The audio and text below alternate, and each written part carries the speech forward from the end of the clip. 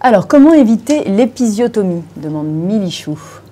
Il n'y a rien à faire pour éviter l'épisiotomie. Oui, Non, l'épisiotomie, alors, ça il faut saurait, dire qu'on ne le fait pas de manière systématique. Oui.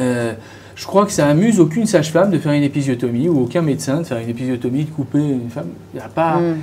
Il faut voir pourquoi on l'a fait.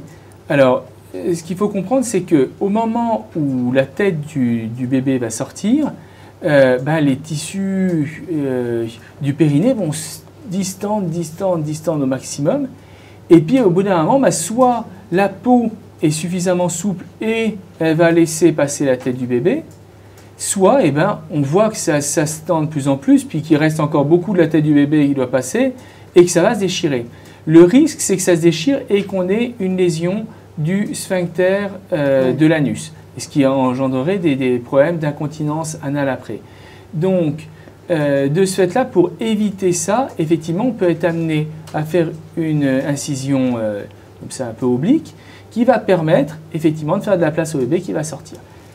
Et bien là, je dirais, il y a une injustice de la nature. Il y a des femmes qui ont la peau souple, et puis il y a des femmes qui ont la peau moins souple. De la même manière qu'il y a des femmes qui vont avoir des vergetures, puis il y a des femmes qui n'en auront pas. Il y a malheureusement, c'est la nature qui est comme ça. Et alors bon, il y a des femmes qui essayent un peu de masser le périnée, d'utiliser des huiles. Ça peut fonctionner. Après, comme on ne peut pas savoir si sans ça, elles auraient une épisiotomie ou pas, ce que je crois qu'il faut bien dire aux mamans, c'est que ce n'est pas quelque chose de systématique, quoi. Il y a eu une période où c'était, on disait, pour protéger, hop, on fait une épisio systématique. Puis on s'est rendu compte que finalement, ce n'était pas efficace, parce qu'on faisait aussi, on pensait faire de la prévention des incontinences urinaires. On s'est rendu compte que ce n'était pas efficace, donc maintenant, c'est plus systématique. Et malheureusement, on ne peut pas le dire à l'avance.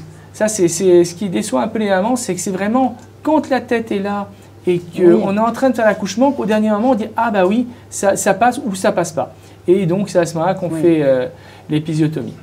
Voilà. Parce que ce n'est pas non plus dramatique. Ah non, c'est pas dramatique, c'est en suture après, voilà, c'est une suture. C'est effectivement douloureux, je crois qu'il faut quand même être honnête avec les gens. Il y a quand même très rarement des complications, des séquelles. C'est ça. Non, après, c'est effectivement, c'est douloureux, c'est comme toute... mais une déchirure aussi, elle peut être douloureuse. Bien sûr, effectivement, une césarienne aussi, ça fait partie des aléas. Mais c'est quelque chose qui n'est pas... pour l'éviter, il n'y a pas de recette miracle. Malheureusement, ce n'est pas possible.